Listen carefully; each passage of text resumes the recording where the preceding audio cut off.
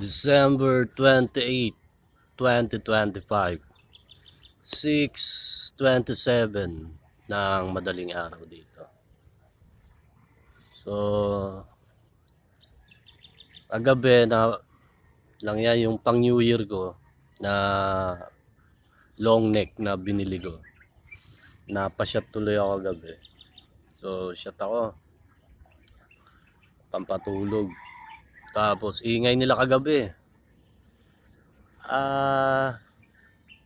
Di lumabas ako doon, ikot-ikot ako, tinitignan ko yung mga tao kung sino-sino. Tapos eto na nga, kasi sinabi ko nga doon sa video ko na yung utang na maawi daw tayong tao, awit. Kasi nga doon sabi ko sa video, tuwing nagiinom kami dito, ayun sila Steward, Lowell, yun. Nako, ginagawan ako ng gulo, lagi. So, ang tendency, nagiging ano tayo, yung nagiging masama tayo sa mata ng tao. Kasi nga, binibwisit ako, tapos ang palabas sasabihin nilang maui tayo, awit. So kagabi, hindi, ako lang nag-inom, ako na lang. Kasi ang hirap nahirap sumabay sa mga ganun tao. Nagagawan tayo ng gulo, gagawan tayo ng setup. Kaya mas minabuti ko pang mas maganda pa yung mag-solo na ako lang. Tapos kagabi, naggala ako. Ikot ako doon. Aba, napadaan lang ako doon. Tinawag ako ni Ate Flor. O, saan galing? Dyan lang. Sa ano. Ba, binaboy ako. Awit. Umuwi ka na. Ginanon ako. Tapos ko po, ano pa naman yun? Ginagawa tayong tarantado ba sa mga tao? Nagagawa tayong siraulo sa mga tao. At ako lang mag-isa dito sa loob. Na pagka sinabi, may ano sila may ewan ko kung kanino sila kumukuha ng signal na pagka sinabing tarantaduhin mo, sabay-sabay sila, pare-pareha sila na sinasabi. Tulad kahapon, ano ba yung kahapon? Nagsalita si Lowell, nagsalita si Ate LB, nagsalita si Mr. Chan. Ba, pare-pareha sila na sinasabi. Ibig sabihin, may nagsisignal sa kanila. At pagka pinaiipit nga daw tayo, hindi ko alam kung saan sila kumukuha ng signal. So, dito sa bunga, meron doon, meron dito, umaga pa lang, mga alas 4 na madaling araw hanggang ngayon, alas 6. So, hindi ko alam, naka-televise ba tayo, naka-radyo ba tayo, hindi ko alam. Kasi, monitored nila ako dito sa loob. Kitang-kita nila ako. Hindi ko alam kung ano ba to. Parang naka-televise na tayo, naka-air na tayo kasi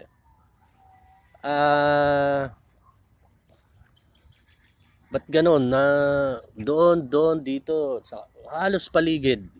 Aba, kitang-kita nila ako at pinag-uusapan ako, nakikita nila ako dito, kung saan ako nakikita nila ako.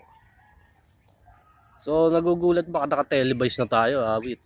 Tapos yung 91 FM 91.3 ba yun? 91.5 Win Radio. Doon lagi ako naka-istasyon kasi makukulit yung DJ doon. Ayun, may sinasabi din na ano ba, hindi naman ano ba tawag nito? Kumbaga nakalimutan ko yung sinabi kanina. Tapos nga, ito nga ang plano sa bagong taon. Sabi ko nga sa inyo, tuwing may pagdiriwang, kunyari Pasko, bagong taon, gumagawa sila ng eksena lagi.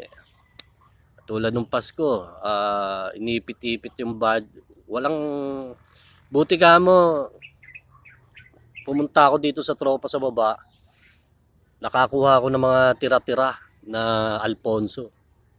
Sabi ko, pengi naman, kahit yung mga tira-tirang alak. Nakahingi ako, tapos nakapamasko pa ako. Di, tuwan-tuwa ako no, nakauwi ako na-relieve yung stress ko kasi ang gagawin kasi nila dito, yung tuya-tuyain ako. Kasi nga wala kang pera, wala ka pang iniinom, Paskong Pasko. Eh ang gagawin nila yung gawin kang api-apihan, gawin kang kawawa. So ilang beses nilang ginagawa sa akin yan tuwing may pagdiriwang. Kaya di ako minsan dumidiskarte agad ako ng akin. Kasi para akong inuulol na mga siraulol to. Teka. So ito ang bagong taon, birthday ng AirPod ko sa bagong taon, January 1. So, parang may gagawin na naman nata sila na hindi ko alam. Parang bang pinapauwi na naman, ginigipit. Naku po. Ilang taon na tayong ginigipit. Ilang napakaraming tao na kaya nga pag may ganong tema, huwag kayong makikisabay. Kasi hindi natin alam. Kasi may mga tao na hindi natin alam kung may plano sa atin, pinagplaplanuhan tayo, nabubuisit sa atin o gusto tayong pagtripan at ang dahilan ay magiging dahilan pinagigipit. Mahirap 'yon. Mabigat na ano 'yon. Na palusot.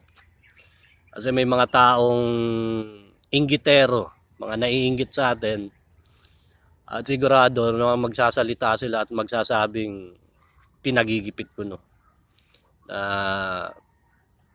May mga palusot na alibay na sinasabi nila. So sa atin kasi dito, lalo na mga Iglesia ni Cristo, mga dating daan.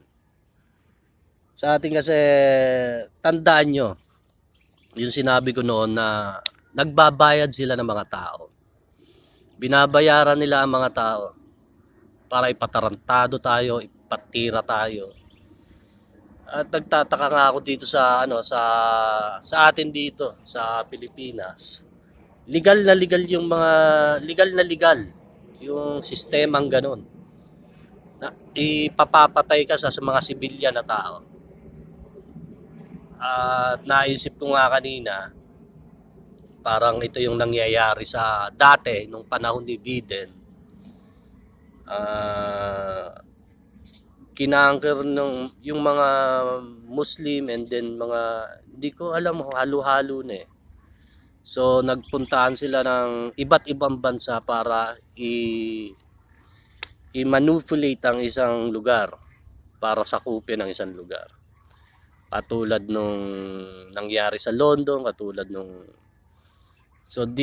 siyempre ngayon naayos na, unti-unti nang naaayos yung bawat lugar kasi nga lumalaban na sila at ang panlaban nila ay isa lang, kundi yung itinuro ko sa kanila na iisang Diyos, the one true God, Jesus Christ.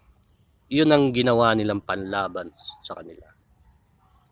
So kaya silang lumaban lahat, kaya sila nagkaroon ng lakas ng loob para lumaban. So niisip ko, siyempre, sa atin nagmula yung mga katotohanan na yon. Yung sa atin nagmula ang mga aral, mga katwiran na tayo mismo ang gumawa.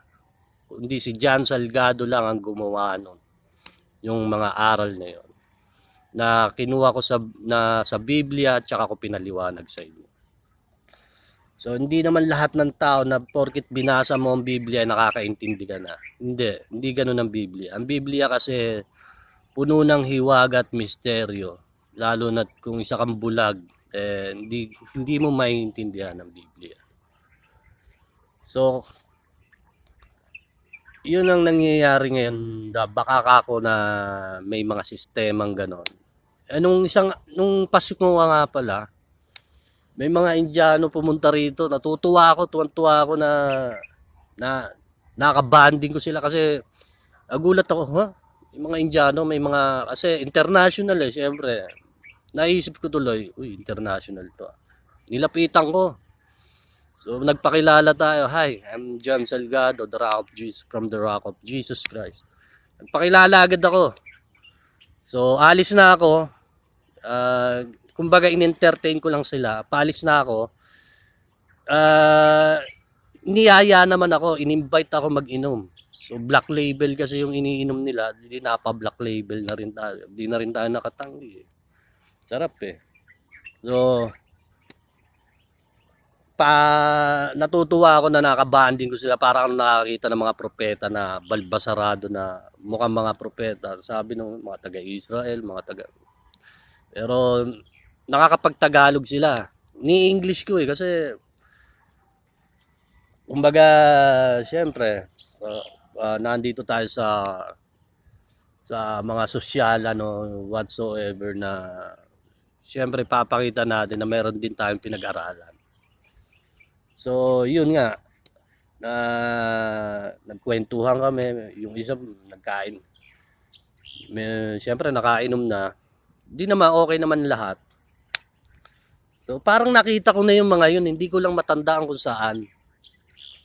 Para kung nakita ko na sila dati, na hindi ko matandaan kung saan. Ewan ko kung sa Facebook ba, o parang sa ano yata eh. Sa Maynila ata siguro, parang ganon. So, nung paalis na sila, hinatid ko sila. Tapos nagsenyas ako ng ganito. Ang ibig kasing sabihin ng emoji sa cellphone, rock.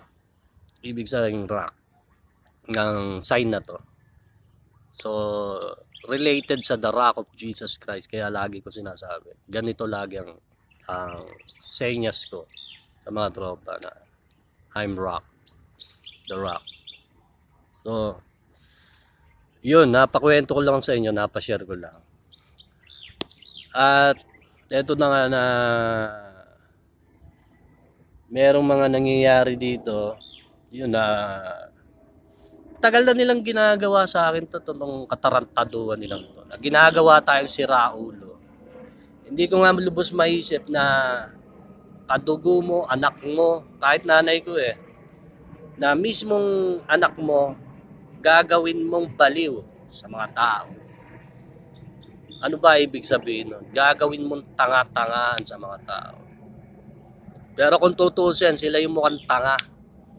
Kasi pumunta kayo dito sa Bunga, Tansa, Cavite, BSR Resort. Sa Bunga, Tansa, Cavite, BSR Resort. Pumunta kayo.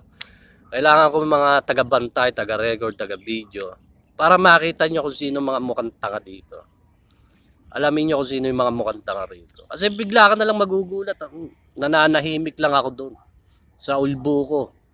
Paano nila ako binababoy doon sa ulbo ko. Ginawa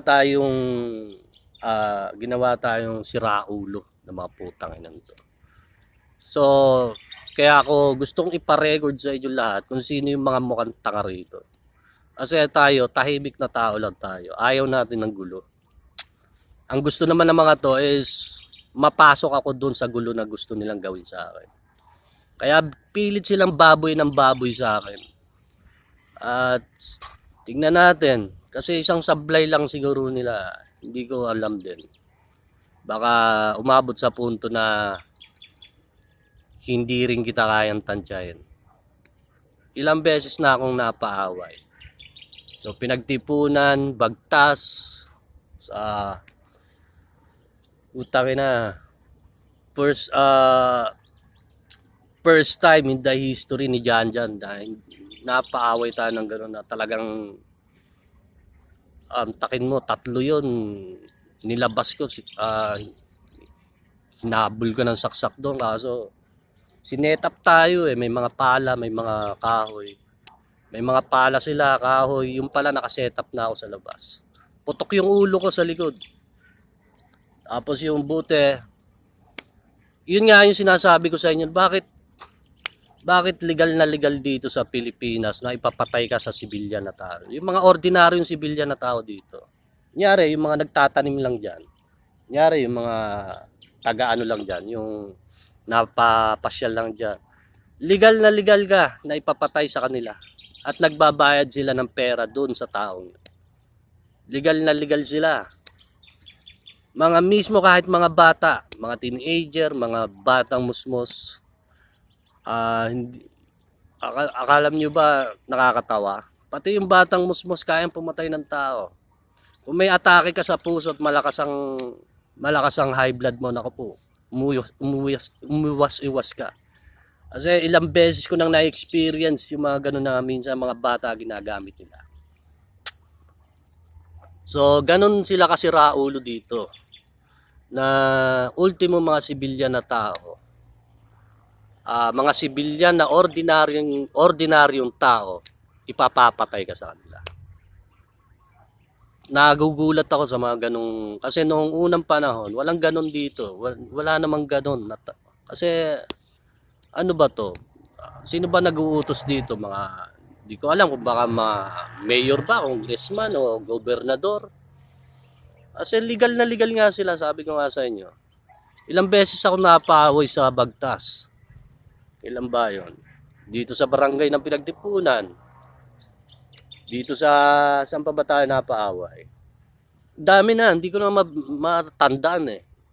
Ito nga, kita niyo, balian. Yung kamay kong yan. So, ganun sila sumisistema dito. Na minamata-mata lang tayo dahil nga inipit tayo. Nawalan tayo ng trabaho, nawalan tayo ng pera, nawalan tayo ng source. Yun nga yung pati source ng income ko. Kunyari, may mga kausap ako sa cellphone, kunyari sa Messenger, may mga kausap kasi ako doon kasi ang income ko kasi is more on online, nasa online. Kunyari magtinad ng load o mag whatsoever na mga crypto na airdrops. So, itong mga gagong to, lahat ng connection ko sa online, kino-contact nila. Kaya nagugulat ako pag tinetext ko, ay sumagot. Nagugulat ako, yung pala kino-contact nila para ipitin ako. Talagang putang ina to talaga eh. Hindi ko alam kung sino gumagawa no. Pero pag nakilala nyo, patay nyo, barilin nyo, putang ina. Antakin mo, ang laki ng hinirap natin dito na pati yung pinagkakitaan ko na online na lang, gusto pang harangin ng mga putang ina to. So ganun sila kasi raulo dito. Ganun nila ako iniipit dito. Kung paano nila kapag mukhang si raulo. Kaya gusto ko nga sa inyong pabantayan sila, ipamonitor sa inyo, i-record nyo, voice record o video, para ipakita nyo sa mga tao kung sino yung mga mukhang tanga rito. Kasi hindi tayo ganun kabasta-basta sa buong mundo. Kita nyo yung mga Indiano na yun, na nagpunta dyan, na alam kong kilala nila ako. Kasi, nung nag-uumpisa pa lang ako sa nakikipagdebate sa Facebook, karamihan mga Indiano, mga ka-sharing ko doon sa mga ibang bansa. Lalo na doon sa may page doon o group na mga Indiano, yung Christ, Jesus, mga follower talaga ni Jesus. Yung Indianong 'yon. So sikat na sikat siya sa Facebook. Pero itinuro ko sa kanila yung the one God gospel na ginawa ko. So hanggang sa nawala yung cellphone natin, pinanakaw ng mga putang inan to. Tapos nung nagka-cellphone ako, tsaka naman ako nakabalik. So may nabalita nga ako, na para bang ibinalita sa kanila na patay na daw tayo. Kasi nga't nawala yung cellphone ko eh. Ang tagal kong nakabalik sa Facebook. Siguro mga almost 2 years siguro. Mga 2 taon o 3 taon yata. Hindi ko matandaan eh. So ganun. Ganun na nangyari nun. So nung nakabalik tayo, nung may cellphone na yung nanay ko na hinihiram ko lang, doon ko na ginawa yung documentary about one God. Hindi na yun mga verses, kundi ipinaliliwanag ko na one by one yung mga verses na yun. Na habang nagpapaliwanag ako, may mga nakasupport na mga verses. So in-English ko yun hanggang ngayon nga yung Tagalog na Tagalog na article na gagawin ko, hindi ko pa nagawa. Kasi nga tamad na ako eh. Kaya nga English ang inuna ko kasi yun ang pinakamahirap. Yung Tagalog, sa video na lang yata yun, video ko na lang yata ginawa. So hindi ako nakapag-document ng Tagalog ng Iisang Diyos kasi nga punong-puno laging kasi pag maggagawa ako ng aral, hindi yun basta-basta sinusulat. Kundi isang buong araw mo yung pag-iisipan paano mo siya tawag dito, i-deliver sa mga tao. Paano mo siya tawag nito yung paano mo siya maipapaliwanag na maganda sa mga tao. So ganun ko ginawa yung English document na tungkol sa One God Gospel. So bawat oras nag-iisip ako then pag kasi bawat sasabihin mo dapat may supported na mga verses. So ganun ko ginawa yung The One God Gospel, hindi yung isang araw nun, yung isang part nun na hindi mo matatapos ng isang araw, kundi ilang araw mong tatapusin yun. Hindi yung ganun kadali. So, yung Tagalog na document, hindi ko pa nagawa hanggang ngayon. Tagal na no, 2020 pa yata yun, 2019. So, ano na ngayon, 2020-25. So, nung nagpanahon ng COVID, yung magko-COVID na, doon ko na ginawa yung after 2 years ata yun. After 1 year. So nagkaputo ka na, kung ano-ano na nangyari sa doon na pumasok yung COVID nung na-deliver ko na yung One God document ko. First is part 1 pa lang yun, part 2. Hanggang part 2 pa lang yun. Wala pa yung mga Antichrist and the Son of the God, the Son of God and the Son of the Devil. So lobat na tayo mga brad, sa susunod na lang ulit. At Bunga, Tansa, Cavite, BSR Resort. Victor Sierra Romeo. Victor Sierra Romeo.